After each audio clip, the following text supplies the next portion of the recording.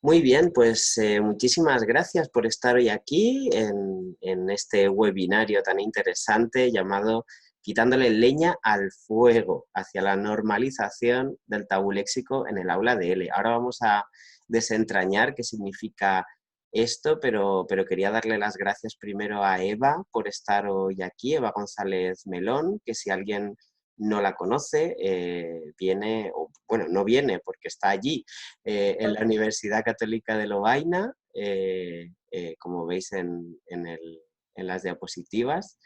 Y claro, no podíamos dejar de llamarte, Eva, para que hablaras de uno de tus temas favoritos. Yo creo que uno de los temas donde más profundizas y donde más propuestas prácticas tienes, es decir, no nos dejéis hasta el final porque va a haber una propuesta práctica con respecto al tabú léxico. Yo creo que es muy interesante. Así que eso, muchísimas gracias, Eva, por tu tiempo, por tu dedicación y por brindarnos este conocimiento tan interesante. Bueno, gracias a vosotros, otra vez, sobre todo a ti y a Edinumen, por brindarme la oportunidad. Sabes que es un tema en el que estoy trabajando desde hace unos años y bueno, un placer siempre trabajar con y para vosotros, desde luego. Sí, Y bueno, porque además todo el mundo bienvenido y gracias por estar aquí. Si tenéis preguntas, bueno, Aarón en la medida que pueda me las hará, pero me podéis parar sin ningún problema. Y si no, tendréis luego la dirección de email, ¿no? Para, si queréis, contacto por el email, para materiales, ideas concretas, sin ningún problema.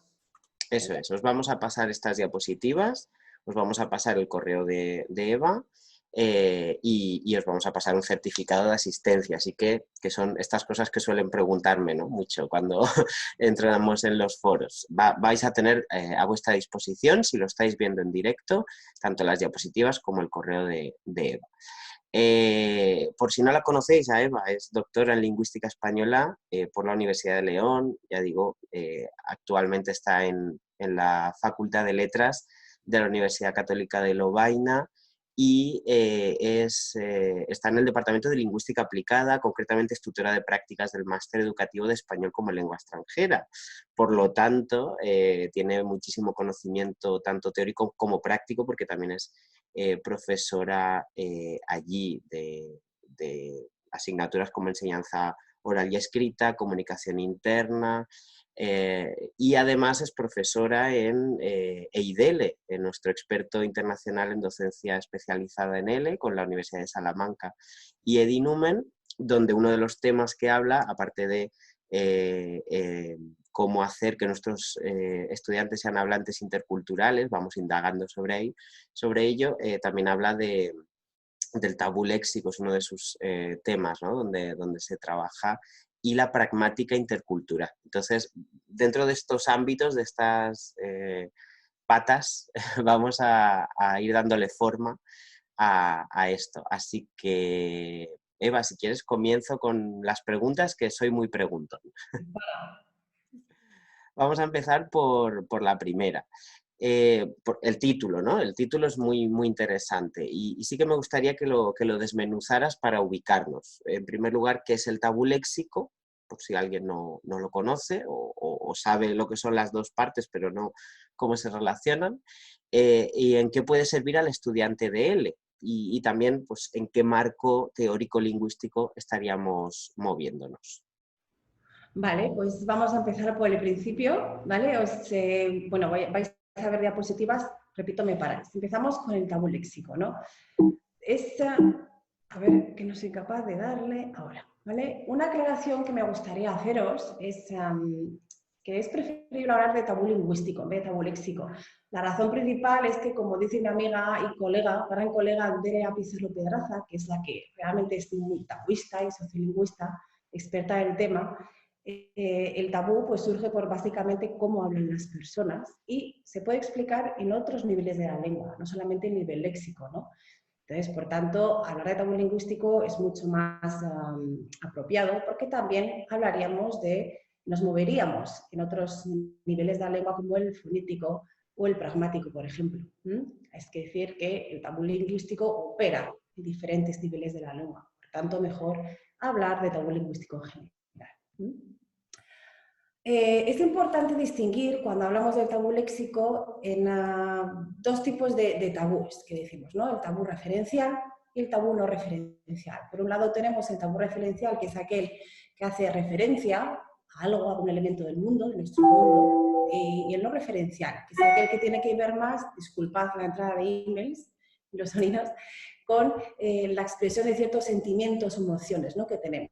Aquí tenéis un par de ejemplos, como echar un polvo o echar la bota, es un tabú referencial, y la expresión de, en este caso, tacos, como joder, la virgen o cabrón, blasfemias, insultos, en este caso estaríamos hablando de tabú no referencial, ¿vale? Así un poquito de información. Cuando hablamos también del tabú léxico, o del tabú lingüístico en este caso, perdón, tenemos que diferenciar tres tipos básicamente y de manera muy general, ¿no? Por un lado tenemos el tabú eufemístico, ¿vale?, que es aquel que a través de una estrategia concreta se evitan connotaciones negativas de los tabúes y lo que hacemos es un poco enmascarar, ¿no?, el vínculo semántico que hay directo con la realidad a la que alude esa palabra en concreto. Es como que le estamos suavizando un poco, ¿no?, el tabú. El tabú disfemístico es aquel que lo que hace es justamente lo contrario. Está realzando el tabú, ¿no? Lo quiere intensificar y subrayar realmente el significado menos apropiado y más decoroso, ¿no?, o más ofensivo de esta palabra concreta. Y luego tenemos las formas más neutras, y estaríamos al lado de ortofemismo, ¿vale?, que son aquellos fenómenos más estables y básicamente estaríamos ante una expresión con una forma bastante más estandarizada. Para que entendáis todo esto, que es un poquito más vocabulario específico, os dejo aquí un ejemplo muy claro, ¿vale? Tenemos, por ejemplo, la palabra menstruación, ¿vale? En este caso, la menstruación sería la forma neutra, de referirnos en este caso a este tabú. La forma eufemística sería decir cosas de mujeres, ¿no? Es decir, ay, la regla, la menstruación, en cierto modo es un tabú que puede incomodar, pues decimos que son cosas de mujeres, una manera un poquito más, ¿no?, evitando hablar de eso de manera directa. Y lo contrario sería decir marea roja, por ejemplo, o han venido los rusos, etcétera, ¿no?, que es una manera mucho más directa, o mucho más obscena en este caso, ¿no?, de este tabú. Luego, obviamente, tenemos, con respecto al término de la menstruación, una gran variabilidad de formas para referirnos a este tipo de tabú, como tenéis aquí. Me preguntas también, Aarón, en qué marco teórico-lingüístico nos movemos. Primero quería deciros que el trabajo que he realizado sobre el tabú lingüístico ha sido siempre junto con Andrea Pizarro Pedraza, que es la que, como os decía, es la tabuista. Y lo que hicimos fue unir fuerzas, ¿vale? Ella trajo la parte tabuista, que es su propio conocimiento, y lo que decimos es que yo aportaba la parte más didáctica de cómo llevarla al aula, ¿no?, porque toda la problemática que presenta. Por tanto, obviamente nos movemos desde una teoría cognitiva, pero a mí me gusta más quizás hasta hablar de teorías de aprendizaje, porque lo que estamos haciendo realmente es eso, ¿no?, ver cómo los estudiantes aprenden, en este caso, un tipo de léxico muy específico. Por tanto, podemos decir que nos movemos en un tipo de marco o de teorías de aprendizaje bastante fusionadas. Es como un concepto de fusión donde, por supuesto, partimos de la teoría de la lingüística cognitiva porque se interesa por los procesos internos, ¿no?, que ocurren cuando alguien aprende algo. En este caso, vemos como el aprendizaje es un proceso en el que se van cambiando las estructuras cognitivas y vemos cómo, en base a eso, eso se produce en base a la interacción que tiene el individuo con el mundo que le rodea. Por tanto, es muy importante tenerlo en cuenta. Pero luego, para nosotras es importante partir del aprendizaje significativo, lógicamente, porque es aquel que ocurre cuando el estudiante liga, ¿no?, o establece un vínculo entre la información nueva con la que ya posee. Y de esa manera esos conocimientos previos van condicionando los nuevos que se están aprendiendo. Y así es como decir que tenemos una carpeta en el ordenador y en esa carpeta hay una serie de documentos, pero cuando vamos guardando documentos nuevos no significa que los que tengamos ya desaparecen, sino que se están complementando, ¿vale? En este sentido hay un vínculo directo con el modelo constructivista, según el cual los estudiantes son los que construyen su propio conocimiento relacionando el que ya tienen con este nuevo input que están aprendiendo, ¿no? Entonces, de esta manera el estudiante co-construye y se vuelve un poco arquitecto, ¿no? En su propio proceso de aprendizaje. Y en este caso ahí el profesor está como mero guía. Y esto es un poquito más o menos la manera en la que veo yo, ¿no? Este marco teórico-lingüístico, pero que realmente me gustaría más hablar de teorías de aprendizaje cuando hablamos de llevar este elemento al aula. Es muy interesante que hayamos partido, ¿no? del tabú léxico y hemos ido al tabú más lingüístico, porque es un marco más completo, porque incluye, como decías, fonética, pragmática, incluso sintaxis, ¿no? Cambiar el orden de los elementos también influye. Y es mucho más completo cuando lo introducimos dentro de estas teorías de aprendizaje. La verdad es que vamos a ver al final esa parte práctica que va a estar muy bien enmarcada y que no es solo simplemente, ¿no? la idea de enseñar palabras o léxico sin más. Hay mucho más. Ahí radica un poco la complejidad. No es tan fácil de decir, venga, esto es lo que se dice, esto es lo que es, vamos a aprenderlo, vamos a estudiarlo. Es tan complejo, porque encima es un elemento que está tabuizado, que hace que se complique un poco más, ¿no? Entonces hay que tener todos estos elementos en cuenta. Exacto. Y con respecto bueno, también el título, ¿no? Hablábamos de normalizar el tabú léxico, en este caso el tabú lingüístico en el aula de L, pero ¿qué dificultades puede haber para que no esté presente, por así decirlo? Es el tabú lingüístico. Mira, esa es cuando llevamos esta charla, que bueno, en parte veréis en los próximos minutos que hablaré de un estudio o haré referencia a un estudio que hicimos Andrea y yo, los profesores, muchos de ellos nos decían que para ellos, ¿por qué tengo yo que llevar este tema al aula? Es decir, no es importante, es ofensivo, no quiero enseñarles eso, ¿no? Entonces, aquí radica un poco esta enseñanza, ¿no? De este tipo de tabú lingüístico. ¿Por qué es importante en el aula de él? ¿Es importante o no lo es? Bueno, primero, es importante para los estudiantes por varias razones. Hay una realidad lingüística en el país de la lengua que aprenden y tenemos que enseñar esa realidad, tenemos que ofrecerla a los estudiantes, ¿no? Porque de este modo somos capaces como profesores de fomentar y hacer que los estudiantes adquieran una competencia intercultural. No solamente, como decía, son aprender palabras, en este caso un tabú léxico en concreto, sino también saber utilizarlo. Y es una realidad, en nuestras culturas se utiliza, nos guste o no, ¿vale? Pero va a venir determinado por el contexto. Esa realidad hay que enseñarla y los estudiantes deben tener acceso a esa realidad lingüística, ¿no? También yo soy muy partidaria de que el que tiene la información tiene el poder, ¿vale? Tenemos que cuestionarnos, yo siempre me lo cuestiono como profesora. Y vamos a ver, ¿esto existe o no existe? ¿Sí o no? Sí, vale. ¿Se dice? Pues si se dice, tendremos que enseñarlo. Hay una responsabilidad docente, como digo, ¿no? Entonces, a partir de ahí, de hacer esa pequeña reflexión y de observar cómo funciona nuestra lengua y en qué medida la utilizamos y varía, tendremos que pensar en una serie de herramientas y ofrecer a nuestros estudiantes o a nuestro alumnado esta serie de recursos para que puedan funcionar en unas coordenadas contextuales concretas, que en este caso serían en las que el tabú lingüístico tendría más oportunidades para aparecer, ¿no? O sea que en definitiva para el estudiante es importante o le serviría porque le ayudamos a reconocer situaciones o contextos en los que se utiliza, tengan o no tengan una carga ofensiva, algo que veremos ahora más adelante, para que sepan reconocer si es aceptable, si no es aceptable, si es ofensivo, si no lo es. Y sobre todo porque al hacerles partícipes o al dejarles claro que existe esta realidad, lo que estamos haciendo es darles recursos para dominar un espacio, un evento comunicativo, de manera que ellos puedan evitar malentendidos que a su vez les podría generar una inseguridad y quedarse como, uy, no lo entiendo, esto lo utilizo bien, lo utilizo mal. Entonces, esto también es parte de enseñar una lengua, en mi opinión.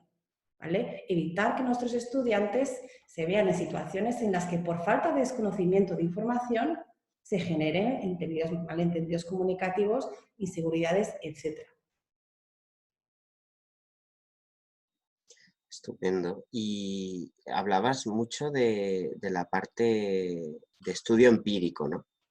Pero antes de entrar en ello, que yo creo que nos va a dar como los cimientos de todo esto, Comenta Juan Felipe en el chat que él siempre ve a sus alumnos como adultos. No sé si esto tiene que ver con lo que estabas comentando de la responsabilidad como docente.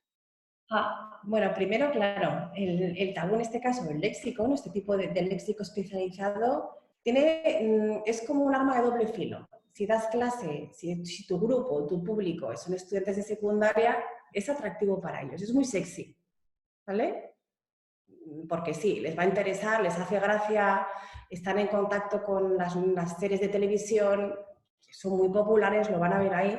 Y también el ser adulto, no sé, lógicamente enseñar este tipo de léxico a estudiantes de 12 años quizás hay que saber, ¿no? Sesgar y hacer unos filtros de información. Yo os hablo principalmente de universidad, centro de idiomas, academias, donde el público es bastante variado, pero sigo siendo partidaria siempre de enseñar la realidad lingüística. Creo que es algo que dejarlo de lado o negarlo es limitar a la gente, en cierto modo, y también al alumnado o al aprendiente en este caso. Y además os digo aquí también, os he dicho las razones por las que es interesante llevarlo en la aula y el no hacerlo tiene unas consecuencias, ¿no? Primero desde dos perspectivas. La perspectiva del docente, que ese que no lo lleva o que evita tratar este tabú lingüístico en el aula, lo que hace es en cierto modo sesgar, ¿no? Esta realidad lingüística.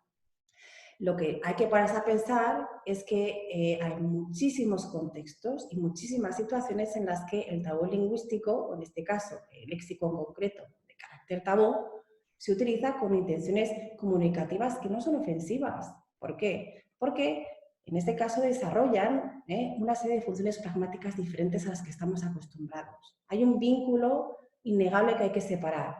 Tabú, ofensivo. Cuidado porque la línea es muy fina y no siempre es así. ¿Vale? Esto es lo que, si tomamos la decisión de no llevarlo al aula como profesores, estamos sesgando, nos guste o no. Y luego lo que os había comentado antes, ¿no? El aprendiente en este caso no tiene ese conocimiento, con lo cual lo puede llegar a conocer, pero tiene miedo y en cierto modo empieza a sentir una especie de rechazo. Lo que acaba concluyendo en que solamente tenga un conocimiento receptivo o pasivo sobre ese tipo de tabú lingüístico. Son dos, por ejemplo, problemas centrales que veo y que hemos visto a lo largo del estudio que hemos hecho. Y esto de los valores ofensivo y no ofensivo parece muy interesante. No sé si puedes dar algún ejemplo. Sí, tengo justamente un ejemplo aquí. Perfecto. Mira. Claro, es esto. Que mucha gente pues verá, ¿no? Cabronazo, cabrón, zorrón, zorra, hija de puta, hijo de puta, o ya otro ejemplo como chocho, chochete, pizza, que es más una área más regional, está vinculado a regiones, ¿no? Concretas. ¿Qué ocurre? De una manera aislada, utilizar este tipo de léxico en un enunciado va a tener efectos distintos. Por tanto, el contexto y la intencionalidad del hablante a la hora de utilizar ese tipo de léxico es fundamental y puede llevar en dos tipos de situaciones básicamente. Puede ser ofensivo o puede ser no ofensivo, incluso afectuoso y atenuador. Yo tengo una amiga mía aquí, Rosa, que es de Málaga, y me dice, chochete, maricoño, ¿qué haces? ¿Dónde vas? Y es completamente para decirme que esa amiga mía lo que está mostrando es hay un factor de afecto y de afección, ¿no? Afectuoso ahí, que es inevitable. ¿Y qué pasa? Ese es el problema, ¿no? Las intenciones de los hablantes al utilizarlo pueden diferir y van a venir impuestas por el contexto. Y esto es lo bonito de este tema, que si tú eres capaz, como docente, de llevarlo al aula y presentar ese abanico de posibilidades que hay, no puedo ver cuál es realmente el problema, ¿no? O el miedo a hacerlo en el aula. Claro, porque además nos damos cuenta como docentes que esto aumenta muchísimo la fluidez y la capacidad de integración en la lengua que está aprendiendo del estudiante. La competencia intercultural, la gama intercultural, perdón, que es eso, ¿no? Hacer de nuestros aprendientes unos interculturales, que dominen el sistema lingüístico, el código lingüístico y que utilicen los subjuntivos de una manera brutal y fantástica está muy bien, pero si no saben funcionar o utilizarlo en el contexto concreto, se pierden los papeles, no te sirven para nada. De hecho, nos dice por aquí Sabrina que está de acuerdo con que el que sabe tiene poder, o el que tiene el conocimiento, ¿no? es capaz de crear su propio conocimiento, su propia ruta de aprendizaje, la visión constructiva que decías. También, por ejemplo, nos pone Fátima un ejemplo de James Rhodes, que utiliza mucho este tipo de... Buenísimo. Yo lo utilizo mucho para las clases también, para que vean justamente, es el ejemplo perfecto, James Rhodes. Todos los tweets que pone son fantásticos. El otro día dijo que había cocinado pollón, ha cocinado polla con no sé qué, y era pollo. Entonces, este tipo de cosas. Entonces, claro, hay una cantidad de recursos ahora mismo en línea que son brutales. Y partiendo precisamente de esta persona, bueno, os sirve como recurso para el aula, para reflexionar, para que vean cómo funcionan, y es el mejor ejemplo de una persona que está en un sistema de inmersión con esa serie de limitaciones, pero que está abierto a aprenderlo, ¿no? Es lo más positivo de toda la experiencia. Uh-huh. Nos hacen varias preguntas antes de pasar a este estudio empírico que va a ser muy interesante ver los resultados o el proceso que está llevando. Nos preguntan, por ejemplo, ¿por qué partimos de que hay tabús léxicos? Si partimos de que hay léxico diferente, ¿no estamos dándole falta de naturalidad? Son palabras o unidades léxicas sin más, ¿no? Para un alumno que aprende una lengua no hay tabúes. Interesante. Efectivamente, pues aquí radica el kit de la cuestión. En la trayectoria que hemos llevado y empezamos a trabajar con esto Andrea y yo en el 2018, creo que en todas las charlas a las que llevamos este tema y el estudio, había siempre presente un par de personas que decían, es que no entiendo por qué es tabú, no quiero que mis estudiantes lo aprendan. Y tenemos que explicarles, cuidado, que nosotros no estamos obligando a que nadie los utilice.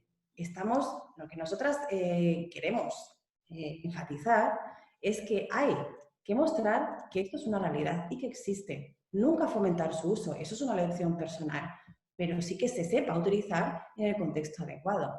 ¿Vale? Nosotras no fomentamos que los estudiantes hablen con tacos, por ejemplo, pero sí queremos que sean conscientes de la realidad que hay y sobre todo de que sepan utilizarlos. Os puedo contar, yo que estoy casada con un flamenco, millones de situaciones en las que mi marido ha utilizado, le dijo cabrón a su suegro, que era mi padre, y mi padre se lo tomó bien, pero no era el contexto ideal para hacerlo, solo por querer demostrar una cierta fluidez o competencia lingüística, ¿no? Entonces, ese es un poco el truco, ¿no? Saber enseñarlo, primero teniendo en cuenta de por qué quieres enseñarlo, en mi caso es una cuestión de responsabilidad docente, y buscar las mejores maneras para que los estudiantes lo conozcan y sean conscientes de en qué situaciones o en qué contextos es adecuado su uso. Y vamos a adentrarnos entonces en este estudio empírico que trata de apoyar estos aspectos. ¿En qué consiste y sobre todo qué hipótesis hay al respecto? Y ya si hay resultados, pues todavía mejor. Todo esto surge un poco, como os había dicho al principio, de mi amiga Andrea y yo. Ella es una gran sociolingüista y nos cuestionamos, ¿no? Es un tema que está poco explorado en la L2. Se sabe que se usa el tabú lingüístico, en este caso léxico, palabras tabú, me refiero a tacos, de una manera mucho más tranquila en la L2, pero es por falta de desconocimiento, ¿no? En este caso. Entonces, este estudio surge un poco pues, por ver, es un poco un estudio exploratorio, ¿no? Ver dónde estamos en Bélgica. Entonces, hicimos este estudio a un grupo de estudiantes universitarios de lingüística aplicada, flamencos, o neerlandófonos, perdón. ¿Y qué queríamos observar? En primer lugar, el nivel y variedad de conocimiento léxico que tenían de las palabras tabú. Me refiero a joder, hostia, coño, etc. Nos centramos en 3, que fueron joder, hostia y coño, y quisimos analizar cualitativamente qué factores intervenían en la selección léxica de una palabra u otra en un contexto y, sobre todo, cuál era el grado de percepción de los estudiantes en cuanto a el nivel de vulgaridad o el grado de ofensa de estas palabras. Os muestro un par de imágenes solo porque prefiero que vayamos luego a la parte didáctica y aplicada. Lo que nos mostraron o lo que obtuvimos de este estudio fue que efectivamente, podéis ver en el primer gráfico aquí, los estudiantes neerlandófonos utilizaban y conocían estas 3 palabras concretas, joder, hostia y coño, perfectamente, que en neerlandés utilizaban este tipo de tabú léxico de tacos, como veis, en un 80%, pero que en español apenas lo utilizaban, ¿vale? Muy poquito. Entonces, vimos que los reconocen, saben cuáles son esas palabras, pero las utilizan. En cuanto al grado de vulgaridad o de ofensa nos decían los estudiantes que ellos adjudicaban o vinculaban el grado bajo de ofensa de una palabra, en este caso joder, hostia y coño, a la frecuencia de uso. Es decir, ellos consideraban que si veían que una palabra como joder se utilizaba mucho, el grado de ofensa bajaba, porque se utilizaba con mucha frecuencia, ¿no?, en contextos informales. Un grado medio, si bien veían que se seguía utilizando, pero tenía que ver mucho con la expresión de estados emocionales y la frecuencia se iba limitando, o un grado de ofensa alto, como por ejemplo coño, porque tenía un significado muy literal a un, en este caso, órgano sexual. Entonces, vimos ya este tipo de resultados y las conclusiones que sacamos fueron las siguientes que tenéis aquí. En primer lugar, que los estudiantes neerlandófonos aquí en Bélgica tienen poco conocimiento de las palabras tabú y el conocimiento que tienen es fundamentalmente pasivo, ¿vale? No tienen una conciencia activa del uso de estas palabras, saben cuáles son, las reconocen, pero no saben utilizarlas. ¿Qué pasa? Esta falta de uso en la lengua materna, en la lengua meta, se debe a una falta de desconocimiento. ¿Desconocimiento por qué? Porque no se lleva al aula. También tuvimos en cuenta que sería necesario hacer una revisión de las diferentes categorías pragmáticas o de funciones pragmáticas que recoge la RAE, por ejemplo, porque no se corresponden con la realidad. Les dijimos, tenéis que decir cuál utilizaríais en estos contextos o qué significa para vosotros, qué intención está siendo comunicada. Ninguna de ellas se correspondía con lo que los diccionarios, es decir, con los recursos a los que ellos tienen acceso. Es un problema fundamental. Otra vez confirmamos que hay una limitación en cuanto a los recursos didácticos. Hay que adecuar las explotaciones que llevamos a clase. Y por tanto que hay una necesidad de contextualización del uso real de la lengua, donde en este caso se marcaría este tipo de léxico. Estos fueron los resultados que obtuvimos. Y a partir de aquí, es lo que llamo la fase 1, llegaríamos a la fase 2, que es un poco lo que estamos trabajando Andrea y yo ahora.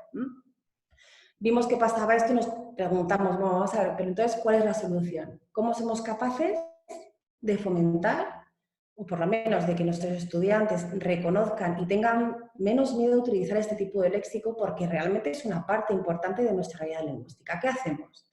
Y pensamos, bueno, no nos queda otra solución más que desmitificar ese grado de ofensa, ¿vale? Porque esto va a fomentar una mayor recepción, una mayor aceptación y, consecuentemente, empezarán a utilizarlo mucho más. Y ahora bien, dijimos, vale, esto está muy bien, pero ¿cómo lo hacemos? Entonces, siempre hemos querido partir de una aproximación pragmático-intercultural. Tú me conoces, esto es lo nuestro, me fascina este tema y creo que es la única manera.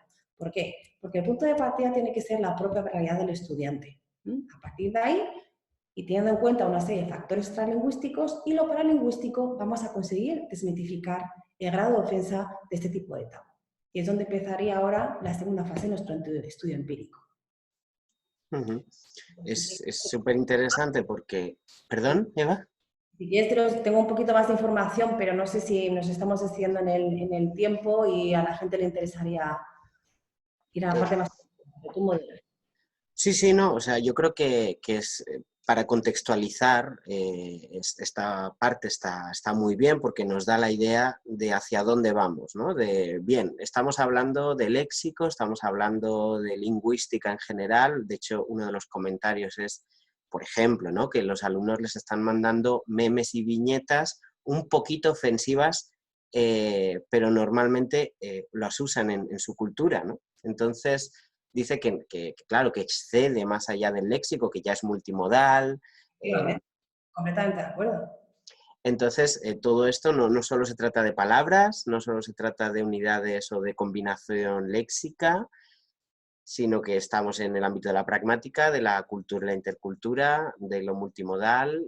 Lo paralingüístico. De lo paralingüístico, efectivamente. Entonces, yo creo que de la entonación... si quieres, comenta un poco de la entonación. Yo no voy a ponerme en contra. Vale, pues lo que estamos diciendo, ¿no? En esta segunda fase pensábamos, Andrea y yo, que la única manera de desmitificar este grado de ofensa era a través de eso, ¿no? Enseñarles que, primero, partimos de vuestra propia cultura, vuestra propia realidad, teniendo en cuenta los factores extralingüísticos que son el tú, el yo, el aquí y ahora, o sea, ese contexto del que hablaba antes de una manera general, y los elementos paralingüísticos, porque vamos a ver que tienen un papel fundamental a la hora de hablar de este tipo de tabú. Como dice Cesteros, ahí en el 2015, dice que cuando nosotros enunciamos un enunciado, valga la redundancia, ¿vale? Hay una serie de indicadores paralingüísticos que vemos que inciden significativamente en la función y en la finalidad de la intención comunicativa del hablante. Es aquí, es la entonación la que nos va a servir para poder identificar un concepto, una realidad más tabú, ¿vale? En base a ese contexto. Por tanto, nuestra pista a seguir en este estudio va a ser la entonación, ¿vale? Dijimos, vale, creemos que es una pista bastante importante. Y vemos cómo podemos llevarla al aula, ¿vale? Dijimos, bueno, pues partimos de que lo que queremos hacer nosotros con los estudiantes es reflexionar sobre cómo empleamos la entonación y ver cómo a través del uso de la voz podemos optimizar la intencionalidad del hablante, ¿vale? Otro objetivo que tenemos es que a través de la práctica o practicando la entonación de los diferentes enunciados, podemos reflexionar sobre la intención del hablante en un contexto comunicativo dado y concreto. El siguiente objetivo también es saber reconocer esos usos diarios, frecuentes, esos usos no siempre considerados tabú o ofensivos, como hemos visto antes en ese ejemplo, de modo que la entonación nos va a servir como herramienta pragmática, que lo que hace es servir como recurso para mostrar afectividad o cariño entre los interlocutores. De este modo, vamos a conseguir efectivamente desmitificar el tabú y, consecuentemente, los estudiantes van a tener mucho menos miedo a enfrentarse a ellos, a reconocerlo, a utilizar este tipo de léxico y, como siempre, con la libertad personal e individual de, chicos, ¿lo utilizáis? ¿Queráis o no? Free choice. Aquí no se impone nada, pero que sepáis que esto es así y esto funciona de esta manera. Entonces, esta es un poco la segunda parte de nuestro estudio empírico y en base a estos objetivos que nos planteamos para conseguir esa desmitificación, tenemos una propuesta didáctica que puede ayudar a justamente este objetivo, ¿no? Que es a quitarle leña al fuego a este tipo de léxico. Sí, de hecho, bueno, que vamos a decir, ¿no? Que la libertad de uso también está en tener las herramientas para ello. Entonces, yo creo que, por ejemplo, tenemos una pregunta que es ¿qué podemos hacer si en el aula tenemos estudiantes que no quieren saber nada sobre el tema? ¿Tú serías partidaria de convencerles de... Vale, no hace falta que sepas del tema, pero es que ¿quieres saber de la comunicación? Porque esto también es comunicación. Yo creo que primero hay que saber, hay que empezar siempre por no puedes empezar por el tejado, hay que saber primero por qué ellos no quieren saber nada de este tema. Hay un problema personal, hay un problema cultural, entonces, de una manera aparte, sin hacerles como foco de atención en el aula, puedes hablar con esos estudiantes primero, que se sienten incómodos, y saber primero cuáles son sus razones, porque pueden ser muy válidas por experiencias personales, por culturales, religiosas, y en base a partir de ese momento puedes construir con ellos. Pero decirles sí o no, hay que saber, hay que conocer primero a los estudiantes para saber cómo podemos nosotros presentar este tipo de tema en el aula. No solamente podemos tener un objetivo didáctico concreto como profesores, sino que tenemos que hacer ese aprendizaje significativo. Y para eso tenemos que conocer a nuestros estudiantes, respetarlos y presentarles información nueva, pero hay que partir un poco de cuál es el problema que tienen y por qué se habla, y a partir de ahí se empieza a construir de manera conjunta, en mi opinión. También nos preguntan, antes de pasar a la parte de aplicación, más de la parte de selección léxica o selección lingüística en general, nos pregunta Alba cómo afrontamos el tabú léxico, el tabú lingüístico, teniendo en cuenta las variedades del español. ¿Hay alguna fuente o corpus disponible? Uno de los grandes problemas. Hay muy pocos recursos, hay muy pocos materiales y hay muy pocas publicaciones. Es algo que está empezando ahora a surgir. El problema al que nos enfrentamos los docentes, los profesores de español, es que la realidad hispanohablante es gigante, es enorme. Cuando hablamos encima o nos movemos en un sector o en una situación como la pragmática o lo que tiene que ver con la sociopragmática, es tan subjetivo y es tan grande que es muy difícil decir esto es así, así, así, así.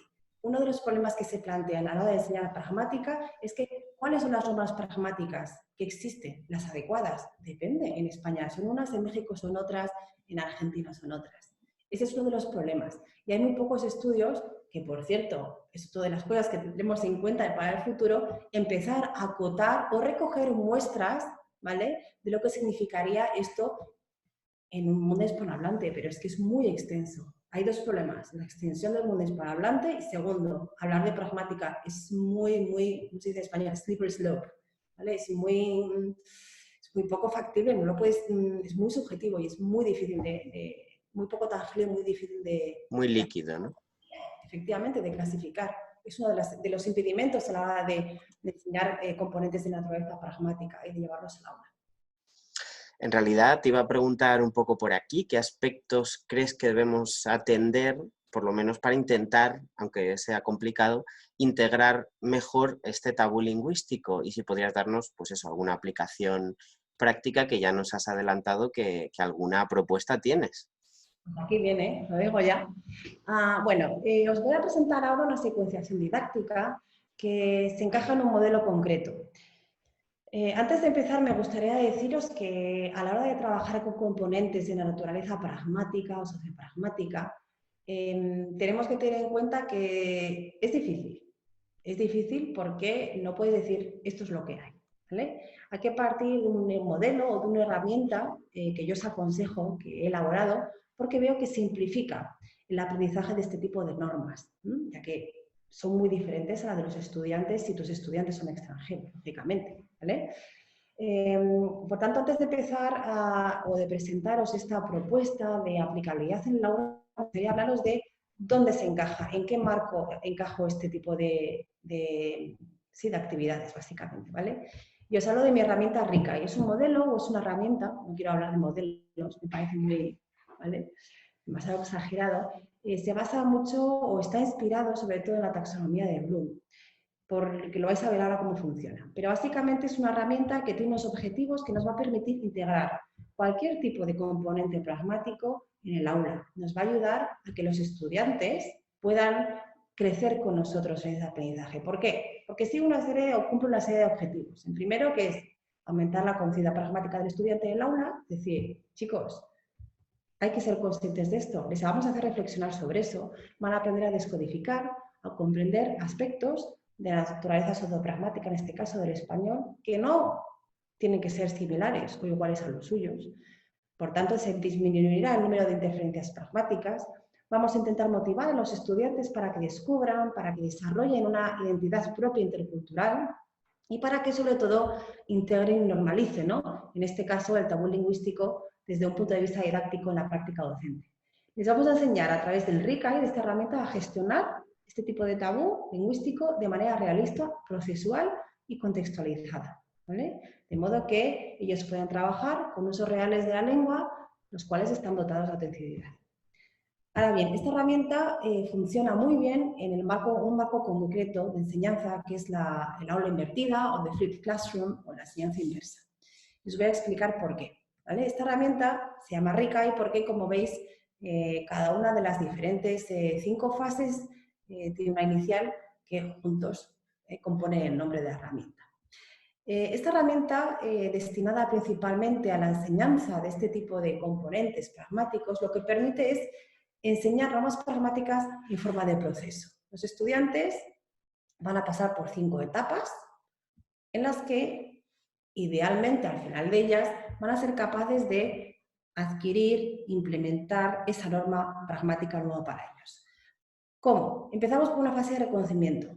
Pensad que si estáis estudiando un idioma y os presentan, o el profesor os habla de una norma pragmática, un elemento o un componente sociopragmático nuevo para vosotros, primero tenemos que ser capaces de reconocerlo, es decir, ver qué forma tiene, cómo se compone, dónde aparece. Tenemos que ser capaces de reconocerlos como estudiantes. Una vez que lo hayamos reconocido, tendremos que empezar a reflexionar o hacer un ejercicio de introspección sobre dónde aparece, cómo funciona, en qué tipo de contextos aparece.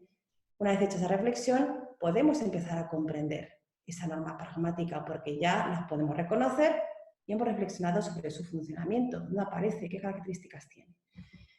Una vez que la hemos comprendido, vamos a tener una capacidad mucho mayor para poder asimilarla y, en el mejor de los casos, implementarla. Algo que es muy importante cuando hablamos de este tipo de elementos pragmáticos o sociopragmáticos, en este caso, es que nuestro objetivo como profesores no tiene que ser pasar por las 5 fases y llegar al final. Es a veces más fácil, sobre todo en niveles iniciales, ver que un estudiante es capaz de reconocerlo y no implementarlo. El reconocimiento ya es una fase muy buena, ¿vale? Tenemos que depender un poco el nivel en el que nos movamos de dominio lingüístico, ¿no?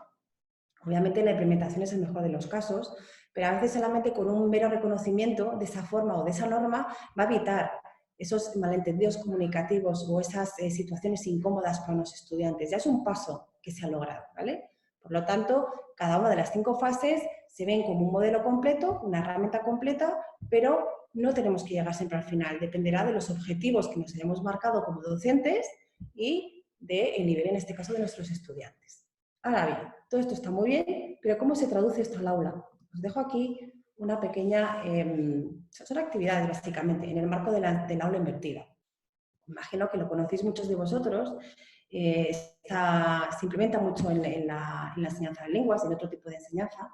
Flipped Classroom Method es un método que nos permite trabajar con una serie de tareas previas en casa, que lo que hacen es fomentar el autoaprendizaje del estudiante, de manera que toda esa parte más teórica, más de buscar, de intentar reflexionar, se hace de manera individual en casa para luego, durante las horas de contacto, en lo que llamamos las tareas posteriores o las tareas del aula, se aprovechen concienzudamente para que realmente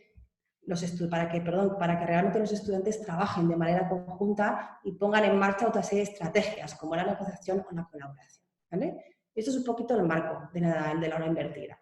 Si nos movemos dentro del tabú lingüístico, en este caso de un léxico concreto, tabú, esta es la propuesta que os presento de aplicabilidad en el aula. Podemos presentar a los estudiantes una serie de tareas previas, ¿vale? Como por ejemplo, en primer lugar, decirles que visualicen un webinario donde expliquemos nosotros o un experto, un fragmento que habéis visto, algo sobre el tabú en este caso o el léxico considerado tabú en español, como en mi caso joder, hostia y coño, ¿vale? El estudio que yo hice, podemos hacer un webinario y les pedimos a los estudiantes que en su casa como tarea previa lo visualicen o lo visionen. En una segunda etapa, en una segunda actividad, pediríamos a nuestros estudiantes que, en base a una serie de contextos o corpus reales, seleccionaran ellos mismos una serie de fragmentos con palabras tabú en el corpus, como por ejemplo el que de mi compañera y amiga Andrea Pizarro Pedraza, que ya tiene un corpus de entrevistas sociolingüísticas, y ahí podemos decirle a los estudiantes que busquen, que identifiquen fragmentos donde vea una palabra tabú. A continuación les podemos pedir que clasificaran cuáles creen ellos que son las intenciones comunicadas en ese enunciado, en ese contexto dado. El siguiente paso sería pedirles que se graben pronunciando esos diferentes fragmentos con esas palabras tabú y reproduciéndolas según la intención que ellos creen que ese hablante ha comunicado en ese contexto concreto. Para ello puedo utilizar programas como Audacity o Prats, que Aaron conoce muy bien. Y por último, este tipo de ejercicio y de actividades las enviarían al profesor. ¿Qué ocurre? Al trabajar con tareas previas en este marco del aula invertida, veréis aquí que he añadido una R y una I. Lo que hacemos como profesores es trabajar a través de este tipo de tareas la fase de reconocimiento y la fase de introspección con los estudiantes desde casa. Todo este tipo de tareas lo que hace es, partiendo de la herramienta de RICAI, trabajar de una manera, en este caso, individual, para luego en el aula, en los momentos de contacto, trabajar las otras fases. Por tanto, este tipo de ejercicios o actividades fomentan o permiten que el estudiante recorra la fase de reconocimiento y la fase de introspección de nuestro modelo, de nuestra herramienta. ¿Sí? El tipo de tareas posteriores que os propongo para que llevéis al aula son las siguientes. Una vez que el estudiante ha realizado este ejercicio de reconocimiento, de reflexión sobre las palabras o este tipo de tabú, en este caso léxico concreto, podemos empezar el aula con una actividad para calentar motores, ¿no? Donde el estudiante lo que tiene que hacer, o lo que nosotros perseguimos como docentes, es fomentar una interacción y un intercambio en grupos a través de una pregunta muy sencilla, como por ejemplo, ¿existen palabras similares en tu lengua materna? ¿Las utilizas? ¿No las utilizas? ¿Cómo y en qué situaciones o en qué contextos? ¿Son siempre tabú? ¿No lo son? Es decir, si os fijáis muy bien, a través de una actividad de intercambio y de interacción, lo que hacemos es intercambiar básicamente diferentes normas pragmáticas que hay en las diferentes culturas de vuestros estudiantes. Lógicamente, esto funciona mucho mejor cuando tenéis o estáis dando clase de español a un grupo de estudiantes de diferentes nacionalidades. Eso os da muchísimo juego. Con esta actividad lo que estamos haciendo es recorrer la fase de comprensión y de asimilación. Así el estudiante habla sobre su experiencia, parte de su propia realidad y intercambia impresiones con otros compañeros, con lo cual lo que está haciendo es comprendiendo cómo funcionan otras culturas, ver si en las demás funciona, se utiliza, no se utiliza, y va empezando a asimilar que su norma pragmática no solamente es la suya, que existen otras. Aparte de lo que, fijaros bien, llevan ya aprendido, observado y reflexionado con las tareas que han hecho en casa. La siguiente fase o actividad que os propongo sería hacer un trabajo, es una actividad colaborativa, también para fomentar de nuevo la comprensión y la asimilación, donde el profesor seleccionaría una serie de fragmentos que los estudiantes le han mandado, de las tareas previas que han hecho en casa, y les pediría, en primer lugar, que identificaran las funciones pragmáticas de las palabras tabú en esos contextos y que vincularan esas funciones pragmáticas a las gráficas de la curva entonativa que tienen. Recordáis que en la tarea previa, si vamos para atrás, que me voy para atrás, los estudiantes tenían que recoger fragmentos de contextos reales y tenían que grabarse pronunciándolas y reproduciéndolas según la intención que ellos pensaban que tenían. Pues bien, el profesor va a seleccionarlas y va a separar el fragmento y va a seleccionar la gráfica de curva entonativa. Les va a pedir a los estudiantes que las vinculen, que las relacionen. Una vez que lo hayan hecho, va a haber una consensuación, perdón, consensuación, no, un consenso. Va a haber un consenso en el grupo, de modo que ellos siguen colaborando, siguen viendo que yo lo veo, esta es mi perspectiva, pero la realidad de este estudiante o su norma pragmática es otra, ¿cómo lo ven? Entonces, ese trabajo continuo permite que el estudiante comprenda y asimile. ¿Os dais cuenta? Es un proceso bastante largo. Al final lo que ocurriría sería, pasaríamos a una fase de negociación donde los estudiantes votarían con sus equipos las diferentes opciones que han elegido. Podéis utilizar Phone Everywhere, Mentimeter, Socrative, hay muchísimas TIC interesantes para esto, y pasaríamos a una fase de corrección y de debate con nuestros estudiantes. Os propongo igualmente también como actividad complementaria la casa de papel. Por varios motivos. Sabéis que Netflix ahora mismo y las series ofrecen una cantidad enorme de recursos para los profesores. ¿Qué pasa con la casa de papel? Pues que es muy famosa, que está muy a la orden del día y que es un trending topic pues muy importante que por qué no utilizar para el aula, ¿no? Si trabajamos sobre todo con gente más joven, les va a llamar mucho la atención que el profesor lleve este material al aula. ¿Qué es lo que vamos a hacer? Vamos a utilizarlo como recurso para que nuestros estudiantes trabajen con eso y sigan afianzando y sigan asimilando esa nueva norma pragmática con la que están trabajando y que están aprendiendo. ¿Qué vamos a hacer? Vamos a hacer primero una selección de fragmentos de la serie que contenga palabras tabú, en este caso, tacos, y vamos a proceder en primer lugar con un visionado sin sonido, con subtítulos, donde el estudiante tenga que reconocer palabras tabú y tenga que identificar la intención del hablante.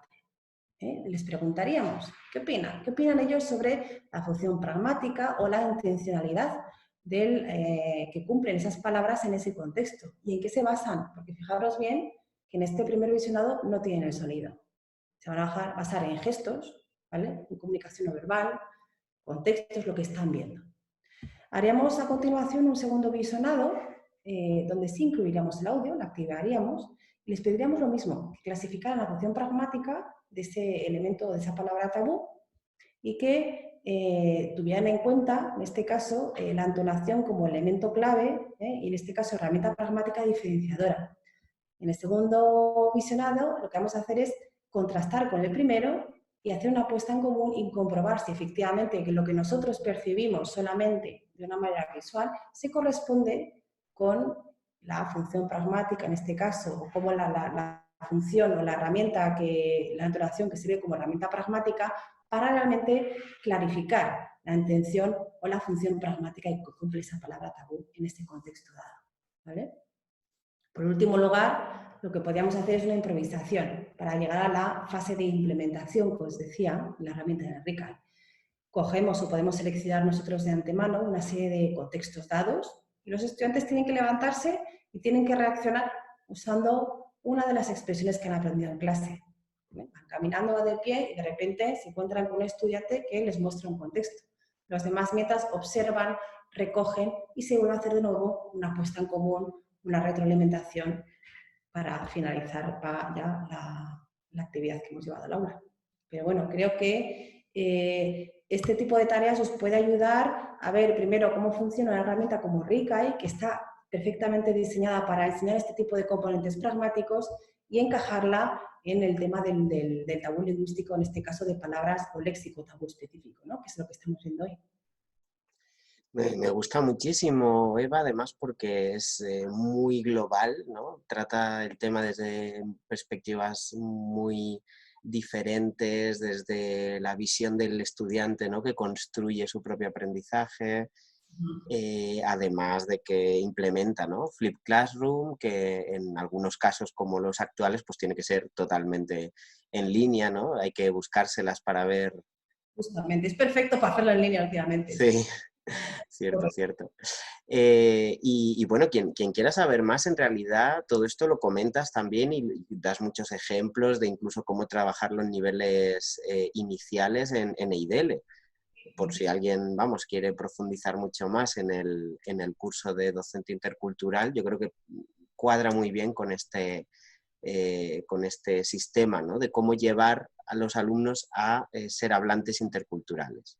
Si no me equivoco, en IDEL además justamente se proponen actividades marcadas con o sea, como base en el tabú léxico, pero también justamente se ofrecen opciones para niveles iniciales, desde el A1, creo. Exacto, exacto. Justo nos lo preguntaban en el chat ahora mismo, de ¿se puede trabajar esto desde el nivel A1? Sí, se puede implementar, por eso, bueno, es trabajarlo, ¿no? Ver las claves para esto. En EIDL lo haces, vamos, es todo, está dedicado a ver ejemplos de cómo implementar Rikai en este contexto de pragmática intercultural.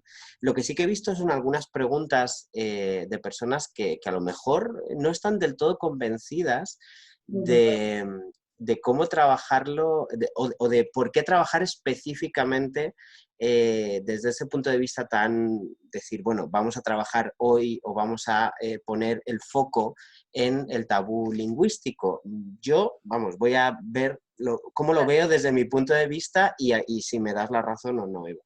La verdad es que muchas veces trabajamos aspectos como tú o usted, formal o informal, ¿no? Marcación lingüística directamente relacionada con el registro, y lo hacemos.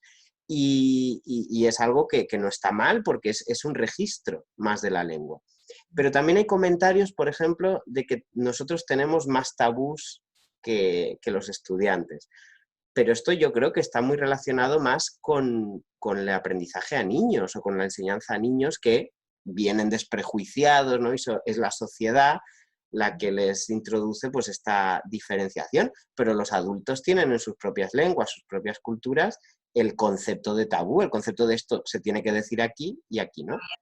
Cultura, pero hay en todas, efectivamente. Claro. Entonces, yo creo que por un lado hay que trabajarlo, sobre todo eso, con estudiantes adultos, porque también lo tienen en su lengua, y hay que trabajarlo porque igual que trabajamos registros formales o registros más estándar, también trabajamos registros, o deberíamos trabajar registros más informales, ¿no? Formales, más coloquiales, y es lo que repito. Lo que creo que es importante discernir es que esa vinculación a tabú-ofensa. Os he explicado cuántas veces utilizamos los tacos, los insultos para mostrar afecto. Un montón de veces. Yo por lo menos, vale, esto es un poco personal, pero os digo, con mi amiga, con los del zorro, ¿dónde vas? O no es lo mismo decir, este cabrón me ha robado el coche, o decir, este cabrón, mira este cabrón qué pedazo de coche tiene. Eso es una alabanza. Estamos utilizando una estructura, en este caso un elemento léxico, para alabar, para mostrar, en este caso, admiración, porque una persona tenga un coche concreto, con lo cual no es tan blanco y tan negro. Hay una zona de grises muy amplia que es en la que nos tenemos que mover, en mi opinión. ¿Vale? No es ofensivo, no ofensivo, bueno o malo, aceptable, inaceptable. Es esa franja de grises la que nos interesa y la que realmente hace que podemos potenciar esa interculturalidad y por eso es tan importante, ¿vale? Porque no es... Tenemos, de hecho, otra pregunta que es ¿qué hacer ante, que también teníamos en realidad antes, pero la he dejado para el final?